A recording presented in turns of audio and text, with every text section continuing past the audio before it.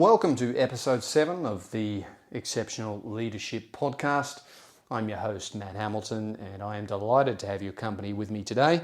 Let's begin the episode by having a little bit of a look into some pretty recent history, as it does directly relate to the topic of discussion today. Steve Jobs was a man of brilliant vision, an innovator whose mind could see the future of technology. But in the early years of Apple, his incredible drive was often clouded by a volatile, emotional personality that created tension within the company that he'd helped build. In the mid-1980s, Apple had grown rapidly, but Jobs' relationship with CEO John Sculley, whom he had recruited to lead the company, had soured.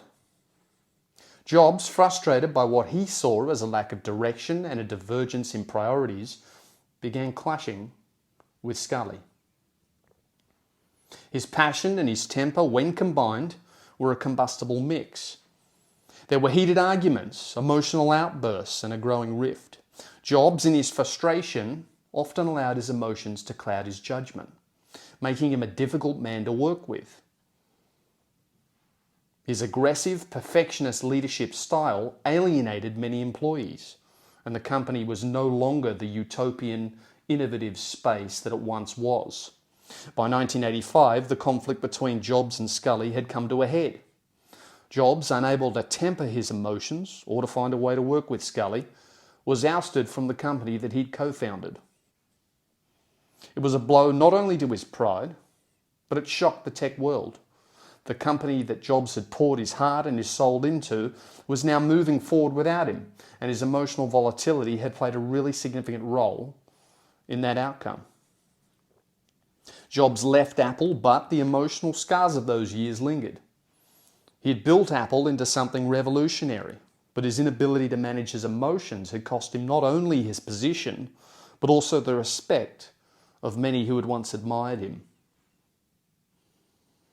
His reputation as a temperamental, demanding boss was firmly established. Stories circulated of his harsh treatment of employees, how he'd publicly berate them, demand near impossible perfection, and create a culture of fear rather than one of collaboration. Through his vision, which was undeniably groundbreaking, his emotional volatility made it difficult for many to follow him with the same loyalty and respect that they had once felt. Yet this wasn't the end of Jobs' story. In 1997, he returned to Apple, but this time something had changed. Jobs had grown, and so had his approach to leadership. He still demanded excellence, but the fiery emotional outbursts that had once defined his leadership style became less frequent. He had learned to channel his passion into motivating people rather than alienating them.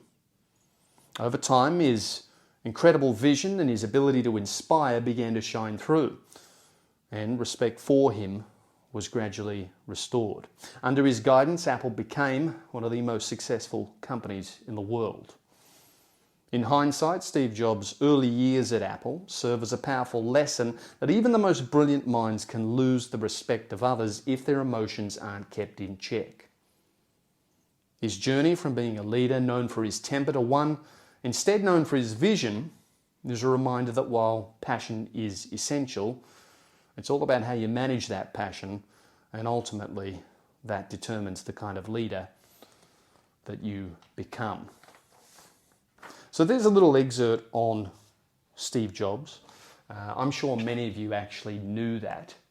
I think he's fairly well known for his outbursts and the fact that he was a very difficult man to work with and for at times, but there is some lessons to be learned in that for us.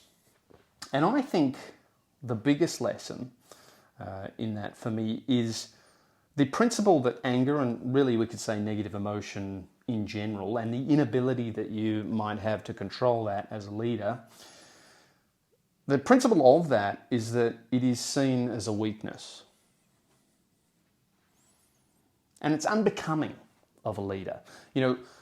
we know this because we are all led by somebody. What we really respect is a leader who is in control, a leader who is emotionally balanced, and someone that has their head screwed on. If you've got someone who's flying off the handle every chance they get, it doesn't fill you with confidence. So if you're unable to control these negative emotions in the way that Steve Jobs wasn't, that's going to be seen as weakness, and it's unbecoming of a leader. Now, it can be seen as an indication that you might end up thwarting organisational goals if you were to remain unchecked. It certainly renders you unlikely to get a promotion, given that your superiors will be looking at this personality trait and thinking, well, if he or she is like this at this level of responsibility, can you imagine what they'd be like under even more stress as they progress into more senior leadership positions? So your superiors are automatically and understandably filled with immense doubt. Then you've got your direct reports who, unsurprisingly, begin to loathe you. And they're not going to share their mistakes with you for a fear that your response is going to be one of condemnation. They fear the consequences of coming to you and saying, boss, I've made a mistake. Because instead of sitting down in a collaborative fashion and saying, let's work this out together, thanks for telling me, thanks for being open, they fear that you're more likely to chastise them, and naturally, they might fear for their own jobs. And what that does is it hurts our ability to solve problems, because you cannot fix what you aren't aware of.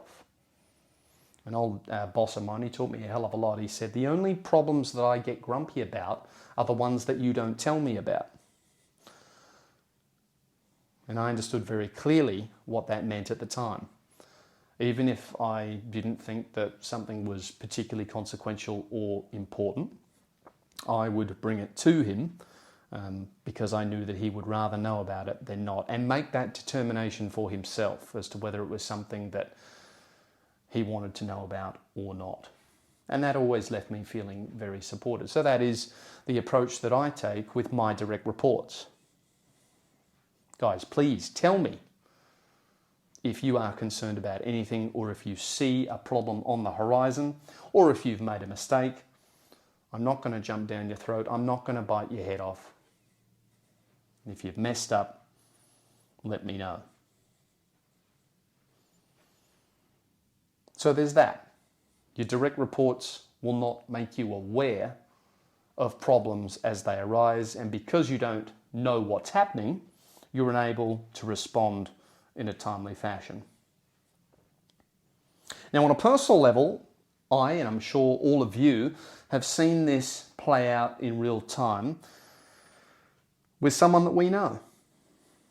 I am thinking of a person who was given a leadership position, very senior position in an organisation. He was a really brilliant visionary, leader in his field, well respected in his field, but not super experienced when it came to leadership. And so he's installed in this position. I led a team of about 20. And then over the next 12 months left a trail of destruction in his wake as junior members of his team slowly came out of the woodwork and started complaining to his boss about the treatment that they had received. And of course, all of the traits that we have discussed so far applied. He is unable to control his emotions. He flies off the handle. Anytime somebody questions him or points out that perhaps there's something wrong with us doing this in this particular way, he takes it as a direct challenge and gets angry at them. Of course, that translates to mistakes made as well. Staff said that they felt uncomfortable if they made a mistake for fear of his reaction. And it was quite amazing to see, because it wasn't just his own team. As time went on, other people from other teams and customers and clients came out of the woodwork complaining of the same thing. So this guy had a tendency not just to exhibit this behavior when leading his team, but just in general. He was in general unable to curtail his negative emotions.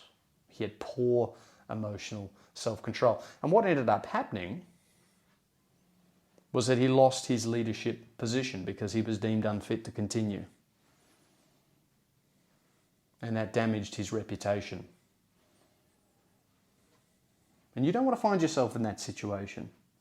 You really don't. So, guys, that is what I view as the main trait that will destroy any leadership credibility you have. You know, some of the best advice that I was ever given was a saying. Someone conveyed this to me, and they said, always remember that it takes years and years and years to build a good, solid reputation, and about 5 seconds to completely destroy it. So we need to be on guard. We need to be mindful that as leaders, we're on a pedestal. We are held to a higher standard than anybody else. That's just the way it is, and that is the way it should be. And we're expected to be cool, calm, and composed at all times. If you're in a negative headspace, if you're getting angry and hot under the collar, your ability to think clearly through a problem is dramatically compromised. So we need to remember that. And I hope that prompts some thinking for you all today in your current roles, or perhaps in preparation for the roles that you're aspiring to do. I hope that helps a little bit. Okay, guys, so in conclusion, I do just need to mention a couple of things. I really appreciate you tuning in, really appreciate your support. But what I would love is a little bit more interaction from you guys, and I've come up with a solution to see if we can facilitate that. If you jump into the show notes, you'll see a little link. It says send us a text. It's in every single show note on all the episodes. Hit that link and you actually have the opportunity to flick the show a message. And when that comes through, I'll of course read it. And what I'd like to do is get interacting with all of you and perhaps have you put forward some topics that you would like to have discussed.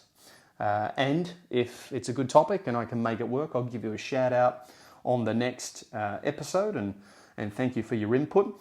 And I just think it'd be really cool to get some ideas directly from you guys, make it a collaborative venture, or even just to hear about some experiences that you have had in your own leadership journeys. Maybe tell me what are the biggest challenges in your world and why. I'd be delighted to hear a little bit about that and have you guys share some of your experiences. Of course, final thing, it gets a little painful repeating this over and over again, but it has to be done. Please, if you get value from the show, hit the subscribe button, and if you'd be so kind, leave us a 5-star review on whatever podcast app you like to consume your podcast. And with that, I'll sign off. Thank you for joining us, and I'll see you for the next one.